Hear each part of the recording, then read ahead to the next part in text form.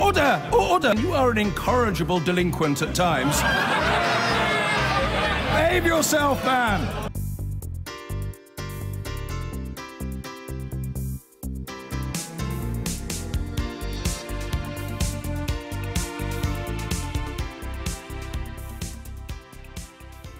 First of all today, the latest official figures released this morning suggest that the economy grew at its slowest pace for more than 5 years. The Office for National Statistics, the ONS, said gross domestic product, or GDP, grew by just 0.1% in the first quarter of this year. Our economics editor, Kamal Ahmed, is here and can explain what's going on. How would you describe those figures? Very miserable, Joe. If you remember back to the spring statement, Philip Hammond said he was positively tiggerish about the economy. I think he'd be a bit more eel this morning. What reasons for it? Of course, in aggregate, overall, Brexit uncertainty has been a weigh on the UK economy. We used to be top of the league table of our main industrial competitors in terms of growth. We're now languishing somewhere near the bottom. That's the overall envelope. But these 3 months in particular, of course, we had the beast from the east. We had very, very bad weather. But the ONS is saying some small effects on that, not the major reason. I think the major reason is, Joe, is basically us, the consumer. If you look at all the surveys about consumer confidence, people are feeling nervous about their own position. They're feeling nervous about where the economy is going. 60% of the value of our economy is driven by us spending money. And if we're not spending money, if we feel a lack of confidence, that affects growth. And there has been this big drop in the growth numbers for these 3 months. One point of caution, the numbers are often revised up for the first quarter of the year. Would they be revised up that much? Well, when we had a very bad weather effect in 2010, the ONS originally came out, said that growth would be 0.1%, actually going into negative territory. They actually, in the end, revised that figure up to 0.5 plus. So, yes, there can be some revisions, and the first quarter is the one that is often the most revised, but certainly this is a bad set of figures, affected by confidence of the consumer and very poor construction figures. Now, there'll be many people who will point to Brexit, particularly those who are critics of the UK leaving the EU. And it would be easy to say that that's the uncertainty part of what you were talking about. But in the immediate aftermath of the referendum, the consumer still seemed to have faith in the economy. So is it as easy to say it's a Brexit effect when we haven't even left? No, it's not as easy to say it is a Brexit effect as if that's the only thing going on in the economy. Yes, consumer confidence was maintained after the referendum for quite a period, but we have now seen quite a long series of months where overall consumer confidence on the economy has been in negative territory. And of course, we've had a year-long income squeeze, Joe, which is just coming to an end now. And so people have been dipping into their savings, but that only lasts so long to maintain their spending position.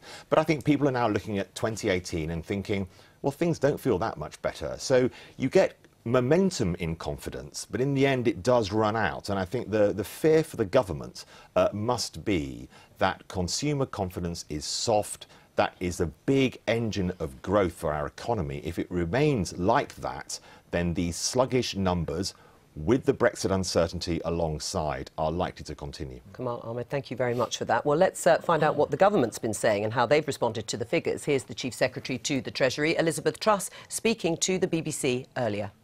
Well, traditionally, the first quarter of the year has not been the best. It is a difficult time of year for retailers, for example. And we have seen some one-off effects this quarter, but I'm not going to use the excuse of sort of snow or leaves on the line. What we need to do is make sure that all of the plans that we put in place, so the announcements we made at the budget on housing, are coming into effect. It does take time for those things to go through the planning system, for example, but we recognise that more needs to be done. Well, that was Liz Truss there to discuss what we've been talking about in terms of those GDP figures that have just come out this morning. We're joined here in the studio by the Conservative MP Chris Philp and by the Shadow Treasury Minister Jonathan Reynolds. Welcome to both of you. Chris, the figures are terrible. Well, the figures are lower than was expected, but if you analyse the economy as a whole, we see an economy that is creating record numbers of jobs. Unemployment is at a 43-year low, lower than it's been during my lifetime. And as you said a few minutes ago, wage growth, running at about 2.8%, is now outstripping inflation, running at about 2.5%. That's all good news. Now, I spent this morning looking at the spreadsheet the ONS produced. It was an exciting morning. Lucky you. As you can imagine, Yes. it was, you know... So enlighten us. Well, so I looked at the different sectoral impacts, and it was so services, which is the biggest part of the economy, 79%, grew at plus 0.3, which is the expectation. Now, the construction component shrunk by 3.3, and the NHBC, the National Federation of House Buildings, says that was down to the bad weather. So I ran a little calculation. I said, what if that construction figure of minus 3.3 had been the same as services? And if you plug that in, the total number that drops out the bottom is plus 0.3. So I think you can attribute this to the construction drop caused by the weather. But this is, as you say, only one quarter. So you're blaming the weather. I mean, Liz Truss just said she wasn't going to blame the weather. She wasn't going to blame leaves on the line. I mean, 0.1%. Well, I'll have to share my spreadsheet with her. You will have to. Yes, well, good luck with that. It still comes down to 0.1%. It's barely moving the economy. And this was after Philip Hammond basically came and told the Commons to be positive and optimistic about the future. Look, it's a one-quarter GDP figure. Let's look at the record job numbers. Let's look at the deficit is now, the current deficit on current spending has for the first time in 15 years been eliminated. Wages rising faster than inflation. So taking the bigger picture, I think we do have an economy in good health. Right. I don't know if you've been looking at any spreadsheets, but you don't have to tell us about those. What do you say to Chris Philp, saying this is just one quarter of figures? Yes, they are disappointing, but if you look at other factors, it's not as bad as perhaps those figures indicate. No, I thought that was a really brave and valiant attempt from Chris, and I admire his efforts to put it across that way, whether you've been spending time with spreadsheets or not. You've got to look at the big picture, OK? So the entire narrative from the government is, we've had the pain, now the good times are here. Even though the OBR then comes out and says, actually, the UK is set for its worst period of economic growth since the Second World War. The government come back and say, no, we'll outperform the forecast. We always do better than the OBR. And then we get the hard data, and it's as dismal as this. For an MP like me, who's been in the Commons since 2010, austerity and that emergency budget and the economic policy that began at that point could not have failed in any bigger degree.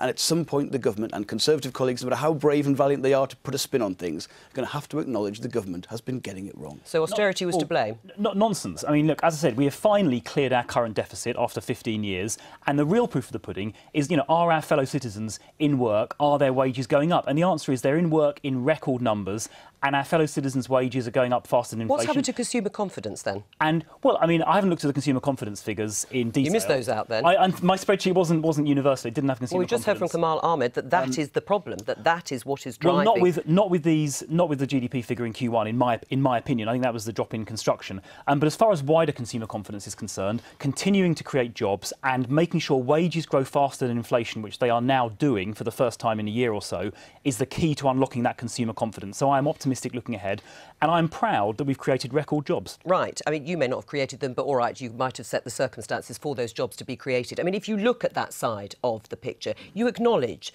the jobs that have been created during a period post-crash, which did surprise people. Wages are now, for the first time, beginning to outstrip prices. That will make the consumer feel better. So do you think the next quarter will be more positive? Well, you must always look at the trend rather than any particular quarter. That's a fair point to make. But no, I don't share the feeling Chris has that things are about to get much better. If you look at what the last 10 years since the financial crisis have meant for people, they have been incredibly hard years. Of course, consumer confidence is not high when we've got the kind of uncertainty surrounding a bigger deal as Brexit. So the government should step in and do more to do that. What it is doing instead is continuing that squeeze on local authority budgets, continuing that squeeze on NHS spending, public sector pay cap still not totally removed. The government has got it wrong. It has not changed its policy. It is continuing on the wrong sets of policies, and we're not going to get the kind of change we need until the government realises. What do you think is to blame, Steve? I think initially it's a big miss. I try and be optimistic, but I disagree with Chris. It's a big miss, and the worry is momentum. I mean, the economists this morning were really spooked by this, and they think what happens now is momentum going forwards. I think to blame, the consumer's got nothing more to give. If you look at the savings ratio, it's at a historic low. They've been spending and spending and spending and spending on plastic. We just had Christmas again. They've got through that. They've now reined it in. And you've got the Brexit uncertainty, the huge uncertainty over what we do now. Construction was a big part of it, as Chris says.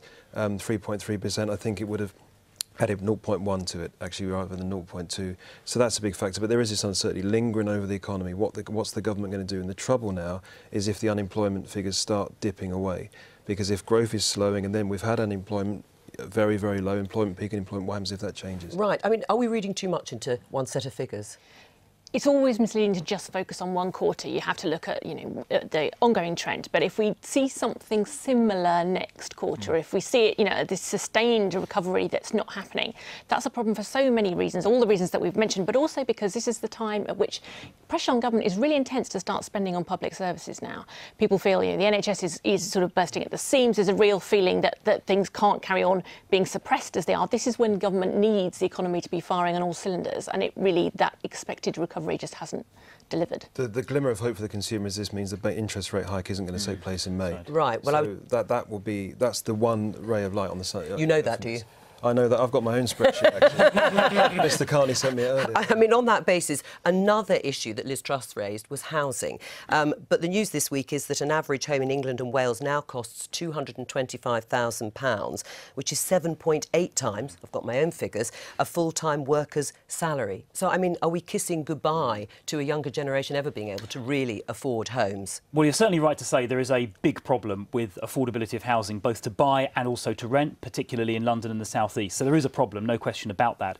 The solution to that is obviously to buy more homes, build more homes. Yeah. We have seen which every government keeps. Well, and to be fair, under Labour, in the last year of the Labour government, it had collapsed to about 125,000 a year. We're now over 200,000. It's nearly doubled since Labour left office. But there is further to go. There was another glimmer in yesterday's figures showing a record number of first-time buyers, encouraged by the stamp duty cut for first-time buyers and the extension of Help to Buy. So those things are moving in the right direction, but there is a long way to go. Right, but for new homes, it's now going to cost people 9.7 times the average salary. I mean, that's unreachable now, isn't it? It is way too expensive. There is no question about that. And that's why we need to get behind building more homes, hence the £9 billion for affordable housing, hence the £5 billion in housing infrastructure funding announced a few weeks ago. If we do all of those things and we get up from the 200,000, still double what Labour did, up to the 300,000, then I think these problems that you're describing will start to ease. Right, let's not have a battle about who built more homes when. We know that there is a housing shortage and crisis, and you would back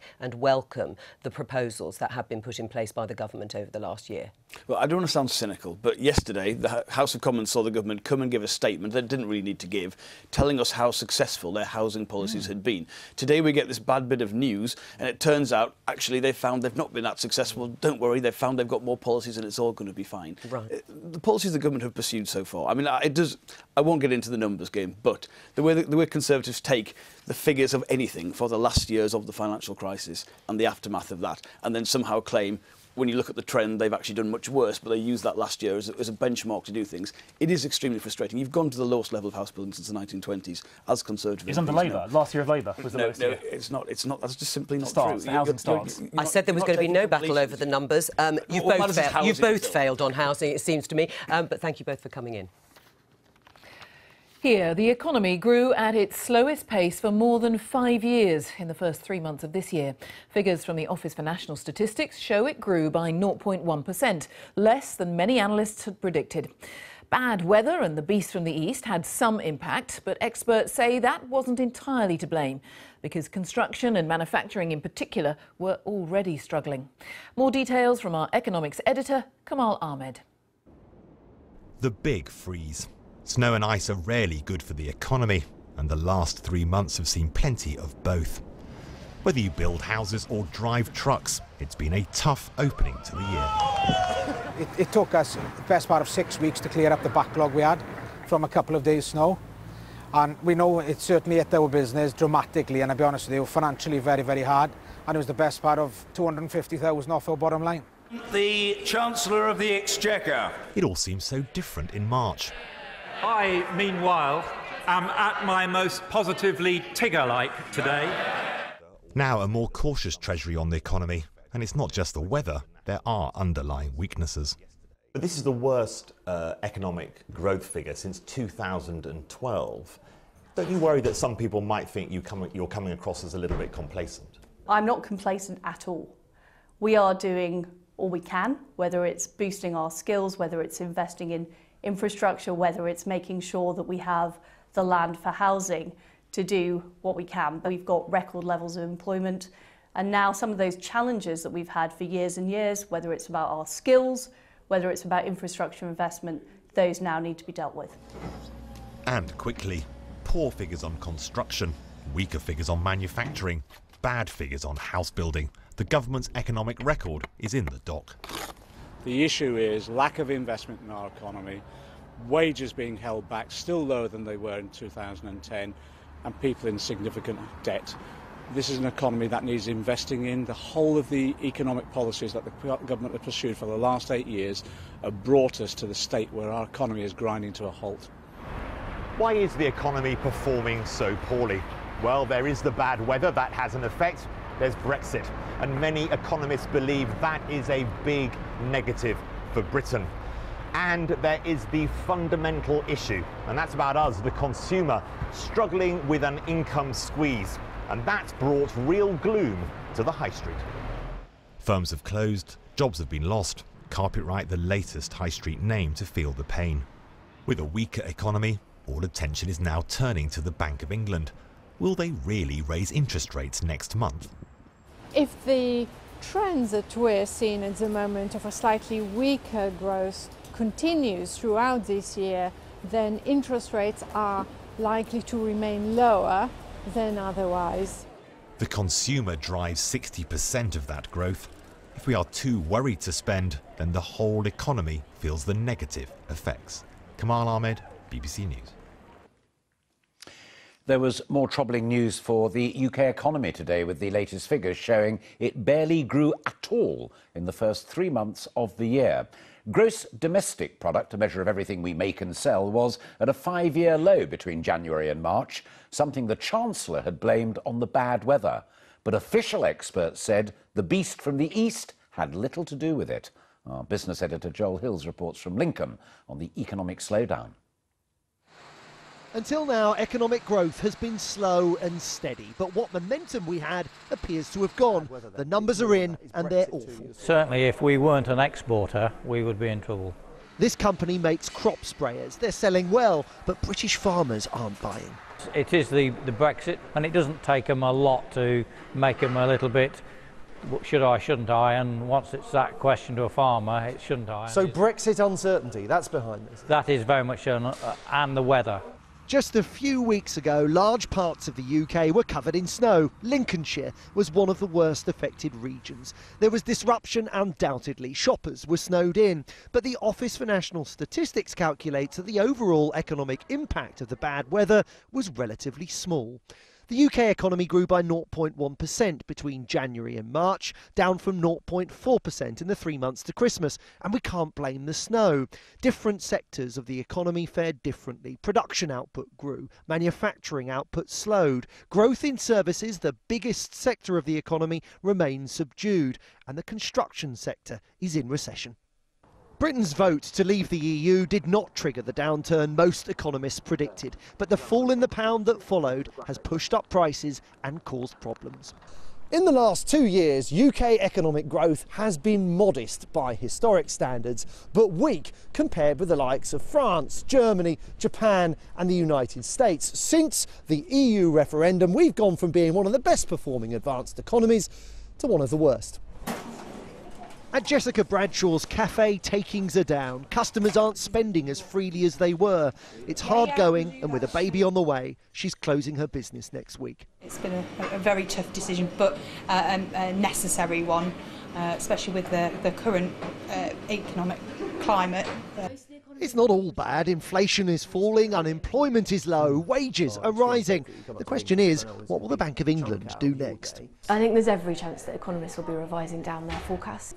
So I think we were looking at an interest rate rise in May. The bank had signalled that something like that might happen, but I think actually now we're looking at a rate rise, possibly in August, if at all. The government insists the economy is strong. It's also barely growing. Today's figures are not a disaster, but politically they're very awkward. Joel Hills, ITV News in Lincoln. The UK economy has grown at its weakest level for 6 years, up by just 0.1% in the first quarter of the year.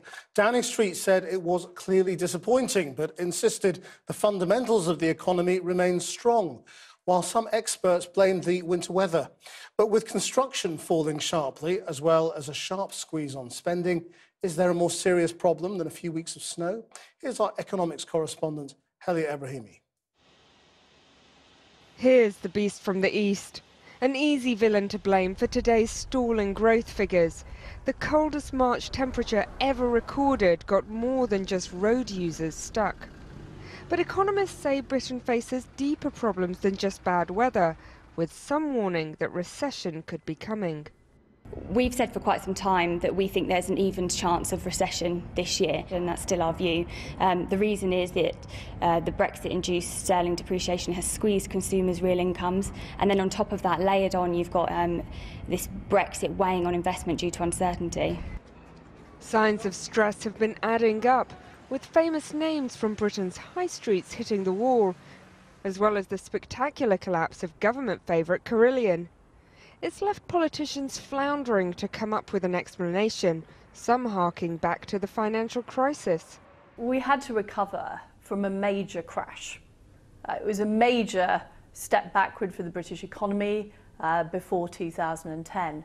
And what our approach 10 years later now. But what our approach has been is to take that steadily, make sure people stay in work, make it easier for companies to take on staff. But there are economists who are predicting we could, odds on, go into recession this year. I mean, what is going wrong in the British economy?